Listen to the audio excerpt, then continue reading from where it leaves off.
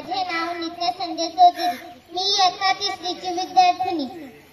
आदरणीय व्यासपीठ आणि येथे जमलेल्या माझ्या मित्रमैत्रिणींनो, मी तुम्हाला लोकमान्य टिळक यांच्याविषयी 2 शब्द सांगणार आहे. ते तुम्ही शांतपणे ऐकावे अशी माझी नम्र विनंती. स्वराज्य हा माझा जन्मसिद्ध हक्क आहे आणि तो मी मिळवणारच अशी सिंहगर्जना करणारे लोकमान्य टिळक यांची आज पुण्यतिथी आहे. लोकमान्य टिळक यांचा जन्म 23 जुलै 1856 रोजी रत्नागिरी जिल्ह्यातील चिखली या गावी झाला. त्यांचे पूर्ण नाव केशव गंगाधर टिळक असे होते. त्यांना प्रेमाने बाळ असे म्हणत. त्यांना पुढे चालून बाळ गंगाधर टिळक या नावाने ओळखू लागले.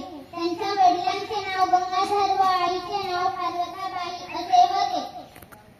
त्यांनी इंग्रजांविरुद्ध बंड पुकारला. लोकजागृतीसाठी केसरी व मराठा ही वृत्तपत्र सुरू केली.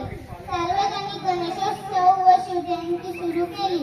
गीता या नावाचा ग्रंथ त्यांनी मंडळीच्या तुरुंगात लिहिला. लोकमान्य टिळक यांचे दुर्दैवी निधन 1 ऑगस्ट 1920 रोजी झाले. अशा थोर पुरुषाला माझा कोटी कोटी प्रणाम. धन्यवाद.